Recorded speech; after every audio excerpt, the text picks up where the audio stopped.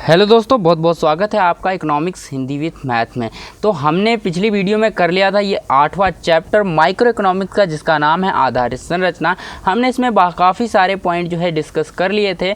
तो आज हम यहाँ करने वाले हैं इस चैप्टर में जो है 8.4, ठीक है। तो आज हम इस चैप्टर में करेंगे 8.4, यानी 8.4 को आज इसमें कंप्लीट करेंगे। तो चलिए शुरू करते हैं आज की वीडियो। लेकिन अगर आप हमारे चैनल पहली बार आए हैं तो हमारे चैनल को ज़रूर सब्सक्राइब कर लें और बेल आइकन भी दबा लें ताकि आपको वीडियो की नोटिफिकेशन मिलती रहे। तो चलिए आज की वीडियो शुरू करते हैं और देखते हैं माइक्रो इकोनॉमिक्स का क्लास 12th का ये चैप्टर है 8वां, ठीक है। तो चलिए हम इसको देखते हैं और समझते हैं और क्या क्या इस चैप्टर में है, ठीक है। अगर पुरानी आपने पिछली वीडियो नहीं देखी है, इसका पिछला पार्ट नहीं देखा है, तो वो ज़रूर देख लें क्योंकि यह वो बहुत इंपॉर्टेंट है। अगर आप क्रम वाइज चलेंगे तो आपको बेहतर समझ में आएगा।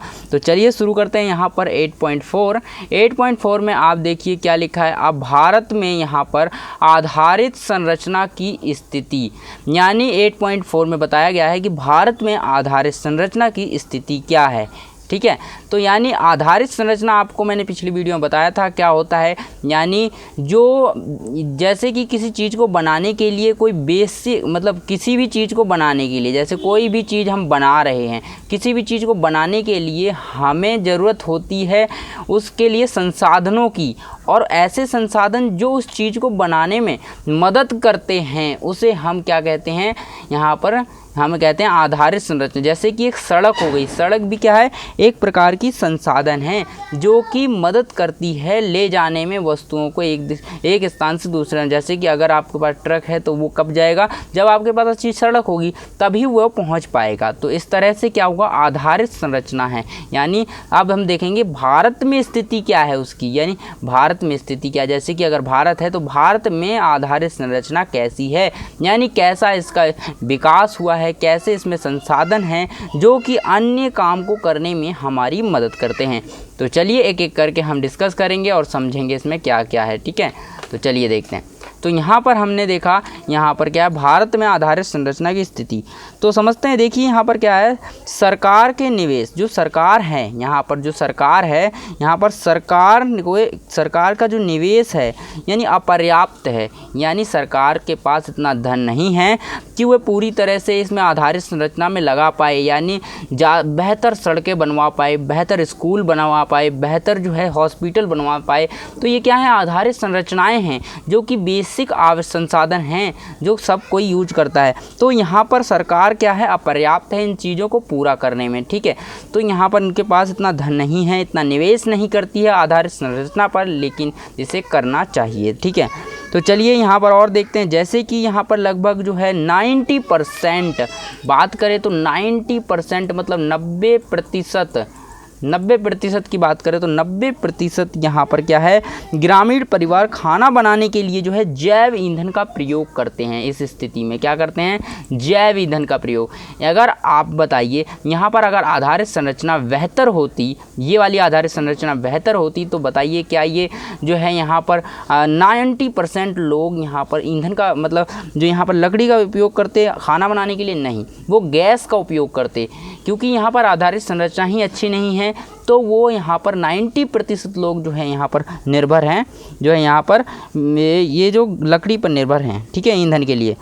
अब देखते हैं ग्रामीण परिवारों केवल जो 56% लोग हैं उनके पास बिजली की सुविधा उपलब्ध है। बताइए कैसी यहाँ पर आधारित संरचना है, जो ग्रामीण क्षेत्रों में रहते हैं उनमें से केवल 56% लोग ऐसे हैं, यानी 56% लोग ऐसे हैं जिनको केवल किसकी आवश्यकता, मतलब जिनको जो है 56% लोगों को ही बिजली मिली हुई है। और यहाँ पर जो है 24% परिवार ऐसे हैं जिन्हें शुद्ध जो है जल जो पीने को मिलता है, यानी नल का पानी उपलब्ध है, ठीक है। यहाँ पर अगर और बात करें तो यहाँ पर ग्रामीण क्षेत्रों में स्वच्छता की बहुत केवल 20% ही, ग्रामीण क्षेत्र की बात कर रहे हैं, ग्रामीण क्षेत्रों में जो है 20% ही स्वच्छता है।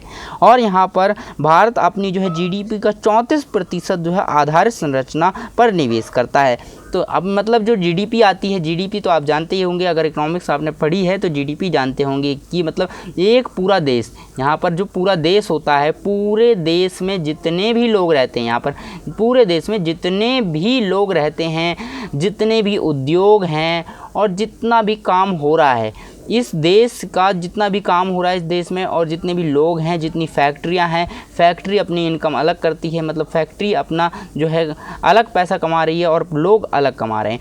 तो सारे पैसा यानी जो जितना भी पैसा एक देश के अंदर यानी कमाया गया है, बनाया गया है या कमाया गया है, ठीक है, तो वो जितना भी पैसा है उसका टोटल जो होता है, टोटल, ठीक है, टोटल यहाँ पर जो टोटल होता है ना, टोटल यानी पूरा जो टोटल होता है उस टोटल को क्या कहेंगे हम, टोटल यहाँ पर जो होगा वो जीडीपी कहलाता है। टोटल क्या कहलाता है, जीडीपी कहलाता है, ठीक है। तो आई होप यहाँ पर आपको जीडीपी तो पता ही होगा पहले से। तो यहाँ पर जीडीपी कहलाता है और यहाँ पर जीडीपी यहाँ पर क्या करता है, आधारित संरचना को प्रभावित करता है। और ये 36% जितना भी इनकम आती है सरकार को उसका 36% जो है आधारित संरचना पर खर्च करती है। तो ये पॉइंट आपके सामने आ सकता है, क्वेश्चन आ सकता है कि सरकार अपनी जीडीपी का कितना प्रतिशत जो है यहाँ पर खर्च करती है आधारित संरचना में। तो आप यहाँ पर कह सकते हैं 36% खर्च करती है, ठीक है।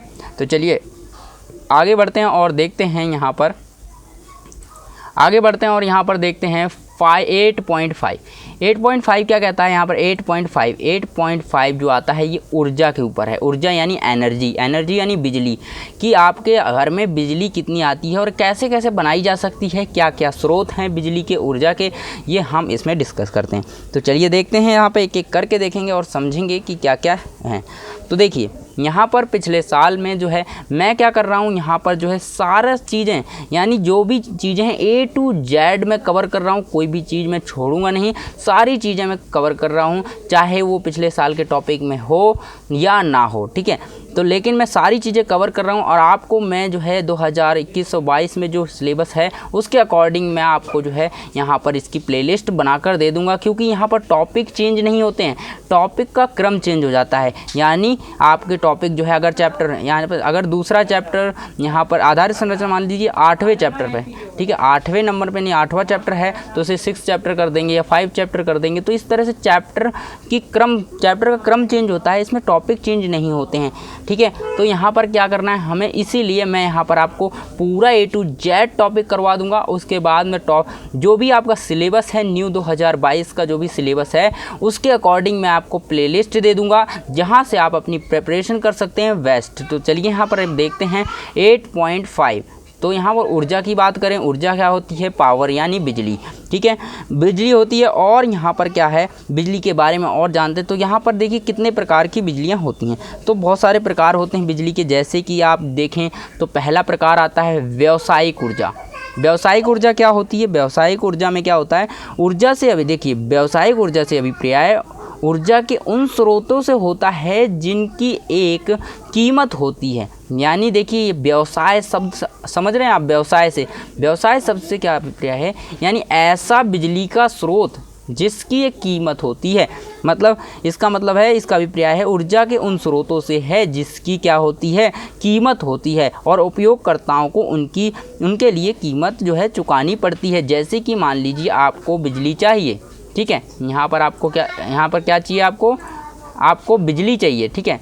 अगर आपको यहाँ पर बिजली चाहिए तो आपको क्या करना पड़ेगा, यहाँ पर अगर आपको यहाँ पर किसी भी चीज़ से बिजली, ये मान लीजिए बिजली यहाँ पर उत्पन्न होती है और आपको बिजली चाहिए, तो यहाँ पर एक ऐसा स्रोत है ये बिजली का, अगर ये बिजली का स्रोत है और ये आपको पैसे देकर बिजली देता है, यानी एक व्यक्ति है और यहाँ पर जो है एक व्यक्ति जो है ये वाला व्यक्ति है और ये व्यक्ति जो है पैसे देकर बिजली खरीद पाता है, तब हम कहेंगे वो व्यावसायिक ऊर्जा का स्रोत है, यानी व्यावसायिक ऊर्जा की बिजली है, ठीक है। ऊर्जा मतलब आप बिजली समझिए, ऊर्जा का मतलब बिजली होता है, ठीक है। तो यहाँ पर आपको समझ आ गया कि व्यावसायिक ऊर्जा क्या होती है, ऐसी बिजली या ऐसी ऊर्जा जिसे खरीदना पड़ता है उसे हम व्यावसायिक ऊर्जा कहते हैं। उसकी कोई कीमत होती है और कीमत दे के उपयोगकर्ता उसका उपयोग कर सकता है। तो आई होप यहाँ पर ये समझ आ गया कि व्यावसायिक ऊर्जा क्या होती है, ठीक है। तो चलिए अब हम देखते हैं, यहाँ पर बात करते हैं इसकी यहाँ पर गैर व्यावसायिक ऊर्जा की, ठीक है।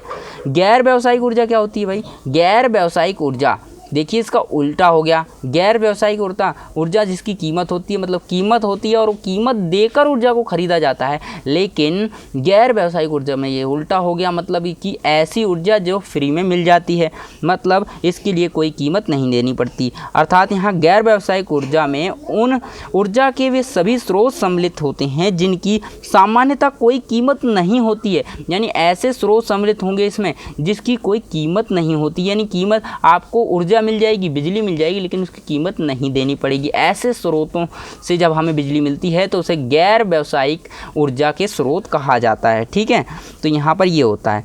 जैसे कि आप ये सामान्यतः निःशुल्क होते हैं, तो भारत के परिवार का 60% से भी अधिक ऊर्जा के परंपरागत स्रोतों पर अपनी नियमित खाना बनाने और गर्म करने की जो है आवश्यकताओं पर निर्भर करता है। जैसे कि आप देख रहे होंगे यहाँ पर, जैसे कि अगर एक गैस सिलेंडर का उदाहरण लेते हैं, गैस सिलेंडर है, आप खाना बनाना चाहते हैं तो आपको गैस सिलेंडर की आवश्यकता होगी।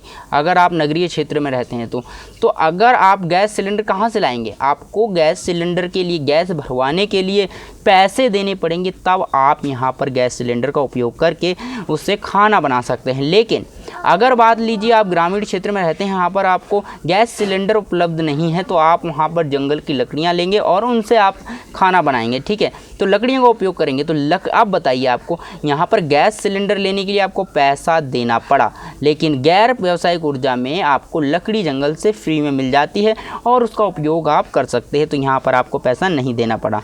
तो यहाँ पर ये हो गया गैर व्यावसायिक ऊर्जा के स्रोत, और यहाँ पर लकड़ी हो गई गैर व्यावसायिक ऊर्जा का स्रोत, और गैस सिलेंडर यहाँ पर हो गया व्यावसायिक ऊर्जा का स्रोत। आई होप यहाँ पर ये समझ आ गया। चलिए अब देखते हैं नेक्स्ट पॉइंट। नेक्स्ट पॉइंट क्या कहता है? नेक्स्ट पॉइंट कहता है ऊर्जा के परंपरागत स्रोत की बात करते हैं। जैसे कि मैंने आपको एक यहाँ पर बता दिया है ऊर्जा का परंपरागत स्रोत क्या है। ठीक है, तो हम करेंगे ऊर्जा के परंपरागत स्रोत की बात करते हैं। ये देखिए ऊर्जा के परंपरागत स्रोत देखते हैं क्या क्या हैं। तो ऊर्जा के परंपरागत स्रोत जैसे कि हम देखें, यहाँ पर ऊर्जा के परंपरागत स्रोत हैं। इसका मतलब सबसे पहले परिभाषा क्या होती है? ऊर्जा के परंपरागत स्रोत किन्हें कहते हैं? अगर क्वेश्चन आ जाता है कि ऊर्जा के परंपरागत स्रोतों की परिभाषा दीजिए या किन्हें कहते हैं, तो आप कैसे बताएंगे? ऊर्जा के परंपरागत स्रोत से अभिप्राय उन ऊर्जा के स्रोतों से है जो लंबे समय तक प्रयोग में लाए जाते हैं। तो आपको एक शब्द याद रखना है, आपको यहाँ पर क्या, ऊर्जा के परंपरागत स्रोत वो स्रोत होते हैं जो लंबे समय तक प्रयोग में लाए जाते हैं, उन्हें हम ऊर्जा के परंपरागत स्रोत कहते हैं। ठीक है, अब ऊर्जा के गैर परंपरागत स्रोत ये कम समय के लिए उपयोग में लाए जाते हैं, यानी लंबे समय तक नहीं होता। देखिए इसका उल्टा है, जैसा कि व्यावसायिक ऊर्जा का उल्टा था और गैर व्यावसायिक ऊर्जा हो गया था, उसी तरह ऊर्जा के परंपरागत स्रोत और ऊर्जा के गैर परंपरागत स्रोत। तो ये है, ये मतलब ये लंबे समय तक उपयोग में नहीं लाए जाते। जैसे ऊर्जा के जो है गैर परंपरागत स्रोत जो होते हैं, ऊर्जा के वे स्रोत होते हैं जी हाल ही में प्रयोग में लाए जाते हैं, यानी तुरंत उपयोग कर लिए जाते हैं और ख़त्म हो जाते हैं। और ठीक है, जैसे कि ज्वार हो गया ऊर्जा, बायोगैस ऊर्जा, भूतापीय ऊर्जा, ये सारी होती हैं। ठीक है, इसके अंतर्गत आते हैं। तो आई होप यहाँ पर आपको ये चीज़ समझ में आ गई होगी, और हम इससे आगे का टॉपिक जो है अगली वीडियो में कवर करेंगे। तो फिर मिलेंगे हम अगली वीडियो में एक नए टॉपिक के साथ।